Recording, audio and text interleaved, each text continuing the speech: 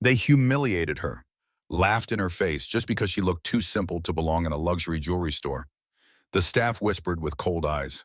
The manager didn't bother hiding his disdain. A group of well-dressed women with designer bags and diamond watches scoffed as if she were nothing but a joke. She stood alone. No one defended her. And then he walked in. No need for words, no need for drama. Just one sharp look, and the store fell silent. No one knew who he was, and certainly no one knew what she meant to him. Moments ago, she was treated like a nobody. Moments later, they'd all have to look at her differently. So what happened before he arrived? Let's rewind to where everything began. A young woman stepped off the bustling escalator and into Manhattan's most opulent shopping mall. A glittering world of marble floors, designer boutiques, and customers who carried black cards as casually as car keys. Her face was delicate, her beauty quiet, the kind that didn't demand attention, but lingered if you happened to notice. Her name was Lina. She wore a light blue blouse, faded jeans, and scuffed flats that had clearly seen better days. Had it not been for the quiet warmth in her eyes, she would have blended right into the crowd, unseen and overlooked. But Lina wasn't here to be seen. She was here with purpose. Her grandfather, Grandpa Elias, was turning 70 soon. He had raised her like his own child, taught her kindness, humility, and the quiet belief that sincerity would always mean more than extravagance. It was a lesson she'd never forgotten. So today she was searching for a gift, not the most expensive, not the most eye-catching, but something with meaning, something that would speak from her heart to his. That belief, that sincerity meant more than status, had led Lina to the doors of Celestine & Company, a luxury jewelry boutique whispered to have the finest craftsmanship in all of Manhattan. As she stepped inside, a subtle floral fragrance filled the air. The boutique shimmered under soft golden lights, its walls lined with velvet-backed displays showcasing diamond-encrusted earrings, sapphire pendants, and bracelets that seemed to glow from within. Every corner exuded quiet opulence. Immediately, Lina felt the difference. Her simple clothes, the faded jeans, the scuffed flats, now felt stark and out of place beneath the chandeliers. The staff, polished and poised in their tailored uniforms, barely masked their scrutiny behind tight-lipped smiles and polite nods. But she held her ground. She wasn't here to seek approval. She was here for Grandpa Elias. Even the most modest piece, as long as it came from her heart, would shine brighter than anything in the store. "Hello, may I help you?" The voice came from a man in a perfectly fitted vest, walking toward her with a polished smile, one that looked professional at first glance, but carried an unmistakable note of condescension. His name tag gleamed in gold. Derek Morgan, store manager. Lina blinked and returned the smile as politely as she could. "I'm looking for a jade bracelet," she said softly. "Something carved into prayer beads if possible. My grandfather's turning 70 soon." Derek's eyes flickered down to her shoes, then up to her face, just long enough for Lina to feel the weight of his silent judgment. The slight arch of his brow said more than any insult ever could. Still, he brought his hands together in a show of mock consideration. "Prayer beads carved from jade," he echoed, as if surprised that someone like her even knew the term. Yes, we do have a few in that category. Please, this way." Lina followed him past rows of glowing display cases, each one lit to perfection under crisp cross lights. Inside, she caught glimpses of delicate jade pendants carved into lotus blossoms, ornate Buddha figurines, and intricate beads that shimmered with a quiet kind of wealth. They stopped at a display case near the center of the boutique, clearly the centerpiece. Derek pulled out a ring of keys, deliberately fumbling through them before selecting one with exaggerated flair. With a theatrical flourish, he unlocked the case and carefully lifted out 3 strands of jade prayer beads, laying them on a velvet mat like sacred relics. "These are brand new," Derek said, smiling with thinly veiled pride. "Just arrived from overseas. Very exclusive. The craftsmanship is exceptional, ideal for a once-in-a-lifetime gift. See how translucent the jade is? And the subtle color gradients? That's what sets true quality apart." He launched into a stream of expert-sounding terms. Imperial quality, ice jade, grade A Burmese. Lina nodded, trying to keep up, though most of it meant little to her. And then he said it. They're only $1 or $200,000 apiece. Lina's breath caught. 1 or 200,000? She echoed, her voice barely above a whisper. Her face flushed. She had expected expensive. But this? Derek clicked his tongue in mock sympathy. Ah, I see. Perhaps something a little more accessible. Come, let's explore another shelf. He returned the beads with the same ceremony, locked the case again, and guided her toward a different display. Still jade, but obviously of lower grade. The craftsmanship was simpler, the colors cloudier. But even here, the price tags hovered in the tens of thousands, far beyond what Lina had imagined when she first walked into the store. She hesitated for a moment, then quietly asked, I'm sorry, that's still more than I can manage. Do you have anything maybe under 15,000? Derek's face froze as if she had said something offensive. His mouth twitched slightly, and whatever politeness he'd been holding on to began to slip away. Under 15,000? He repeated, his tone suddenly clipped. Well, we do have a few entry-level items, but they're hardly appropriate for a 70th birthday, don't you think?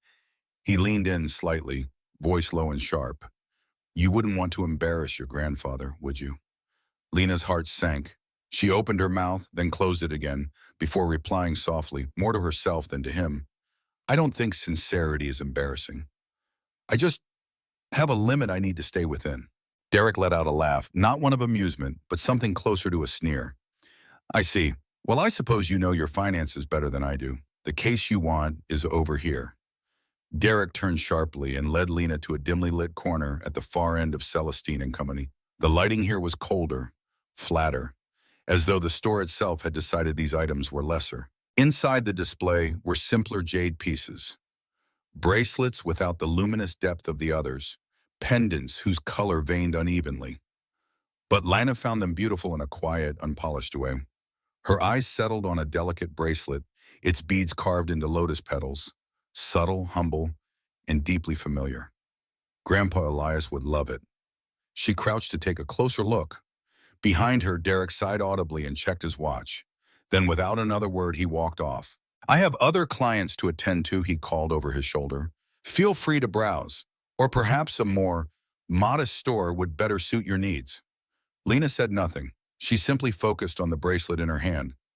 $15,000. It was nearly everything she'd set aside over the years. But for Grandpa Elias, it felt worth it. She ran her fingers across the carving, as if to draw strength from its calm. And then, when a shrill laugh sliced through the hush of the boutique. Oh, please. Some people really think sincerity can buy style. Coming in here with their thrift store bags, pretending they belong. Lina stiffened. The voice was unmistakable. Sabrina Vale. Sabrina sauntered forward, designer heels clicking sharply on marble. She gave Lina a once-over, from scuffed flats to unbranded purse, her smirk widening. Well, well, if it isn't Lina, did you get lost on the way to the clearance bin?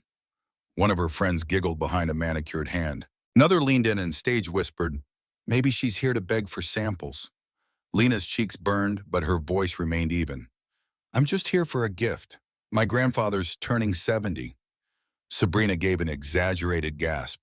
How adorable! Shopping for a 70th birthday in the bargain corner?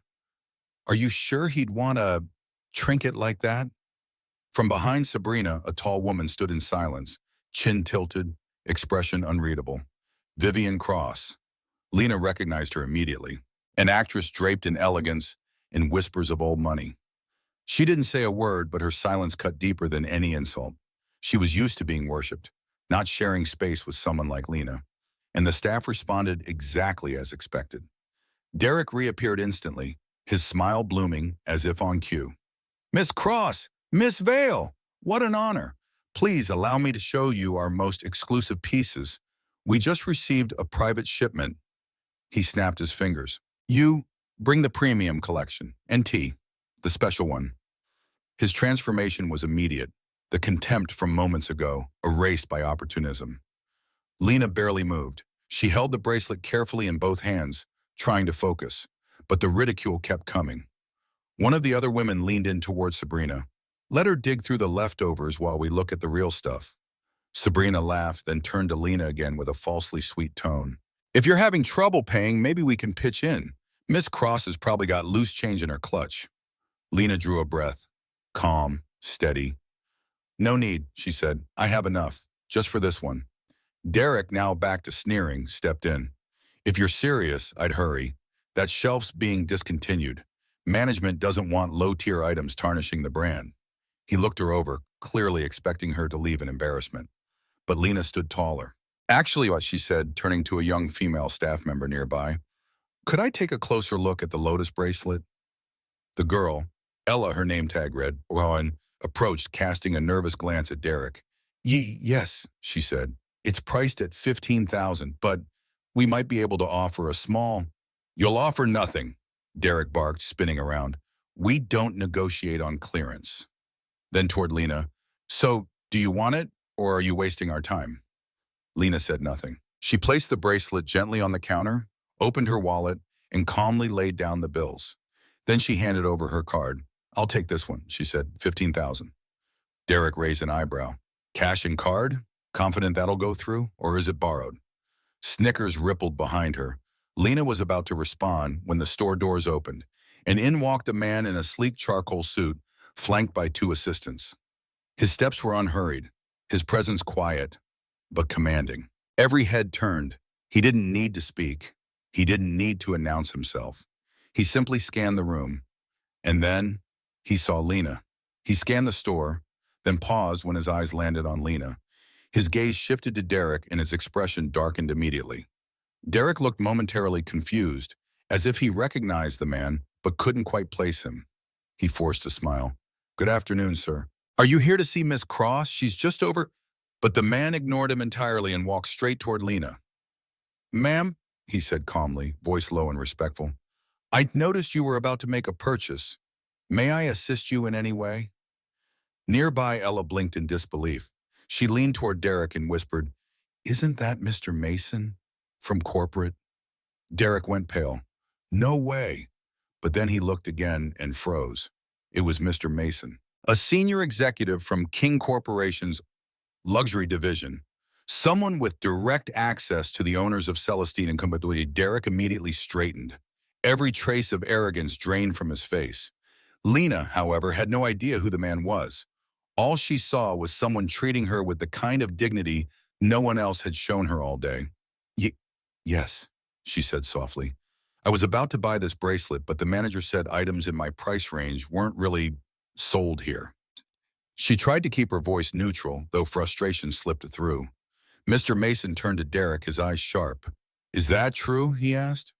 Quiet, but edged with warning. Derek swallowed. Not exactly. We do sell those items. I just thought she might not be satisfied with something from the lower tier. Our brand represents excellence, so I tried to steer her towards something more fitting. A flicker passed over Mr. Mason's face, something between disapproval and disappointment. That's your version of service? Steering someone out the door, Derek stammered. I misunderstood. I would never turn away a legitimate buyer. Across the boutique, Sabrina and her friends shifted uncomfortably. Vivian raised an eyebrow, visibly annoyed by the interruption. She called out coldly, Manager, if you're quite done, I'd like to see the next piece. Derek hesitated, caught between pleasing Vivian and facing Mr. Mason's stare. Yes, of course, Miss Cross, he said quickly, motioning for a staff member to attend her. But the energy in the room had shifted. Everyone could feel it. Mr. Mason outranked Derek and by far, and no one missed it. Mr. Mason turned back to Lina, his expression softening. We have many pieces that might better suit your budget, but if you like this one, and I think it's a beautiful choice, I'll be happy to assist you personally. Lina glanced down at the bracelet in her hands. She really did like it. If that's all right, she said gently, I don't want to cause trouble. I'm sure you have more important clients to help. You are just as important as anyone else who walks through these doors, Mr. Mason said firmly. Then without breaking eye contact, he addressed Derek. Ring it up, no more nonsense. Derek nodded stiffly. Yes, sir. Lina handed over her card, trying to stay calm. She knew it would go through, but after everything, her nerves were still on edge. Derek moved slower than necessary, dragging each step, but eventually the receipt printed. Lina exhaled in quiet relief. She took the small bag containing the bracelet, the perfect gift for Grandpa Elias. She was about to step away when Sabrina's voice rang out one last time. Well, look at that. She managed to buy the cheapest jade in the store. Her voice dripped with disdain. Congrats. Now scoot. The staff has real clients to deal with. Lina didn't even look back. I'm finished here, she said calmly, so I'll be going. She made it halfway to the exit when the door handle clicked. The man stepped through the glass doors.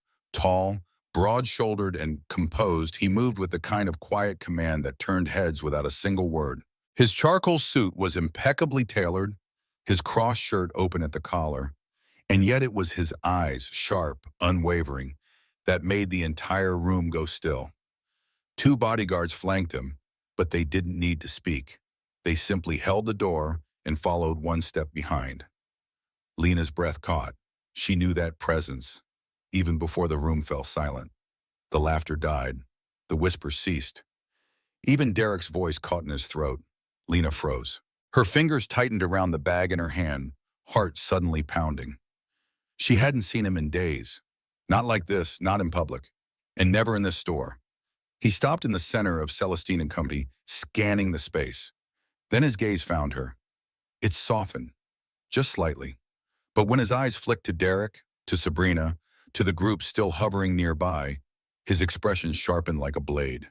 The manager instinctively straightened. Sir, welcome. How can I help? The man didn't respond. He walked straight to Lina. When he reached her, he didn't say much. He simply turned toward Derek and the others, and in a voice cool and calm, yet impossible to ignore, said, Is this how you treat my wife? The words hit like thunder. Silence fell again, deeper this time, as if every breath in the room had been stolen. Derek's mouth opened, closed. Your wife? The man slipped a hand gently to the small of Lina's back. Protective, firm, effortless. Then he looked back at Derek. I own this place, and I don't tolerate disrespect. Not to my customers, and certainly not to her. Lina's cheeks flushed, not from shame, but from the stunned realization that every eye in the store was now looking at her differently. Sabrina took a half step back. Vivian's chin dropped a degree. Even Ella, the young employee, blinked in disbelief. And Derek? He went completely silent, the color draining from his face. Derek went pale. Sabrina blinked. Vivian took a quiet step back, her composure visibly shaken. Lina said nothing. She didn't need to. In that stillness, she stood taller than anyone else in the room. The man beside her, calm, steady, unshakable, finally broke the silence. His voice was low, but it carried like a verdict. She's my wife. A collective gasp rippled through the boutique. Derek stammered, Your wife, sir? Sabrina's face lost all color. But I've never seen her at any of the elite circles. The man turned to them, and this time his tone was ice. I founded Celestine and Company, and in this store, we don't measure worth by appearances, designer labels, or bank accounts, especially not hers. He turned to Lina. His gaze softened immediately. Lina blinked, still trying to catch up. You own all of this? He nodded. His voice was calm, grounded. We chose a quiet life. No press, no grand appearances. You never needed to be seen to prove your worth. That's what I've always admired about you. Her throat tightened. You were watching this whole time? Not watching, he said, observing. I knew you'd walk in with dignity, and I wanted them to see it too. Then he looked back at Derek. And you, damn, you just taught me something priceless. No one deserves a position of service if they can't treat people like human beings. You're dismissed, effective immediately. Two staff members stepped forward. One unclipped Derek's name tag, the other silently handed him a box. No drama, no shouting, just finality. Lina turned to Ella, the young employee who'd quietly stood by. Thank you, she said gently. You were the only one who treated me with respect. Ella nodded, a little overwhelmed. I hope your grandfather loves the bracelet. Lina smiled. He will. Not because it's expensive, but because it comes from the right place. As the two of them walked out of Celestine and Company, no one dared say a word. Only silent glances followed, heavy with the weight of realization. The woman they mocked was the wife of the very man they bowed to. Outside, golden light spilled across the marble steps. Lina held her husband's hand, her voice soft. I think today is the first time I felt truly strong without having to prove it. He smiled. You've always been strong. They just didn't look deep enough to see it. Because true worth doesn't shine in labels. It shines in silence, in kindness, and in choosing dignity even when no one is watching.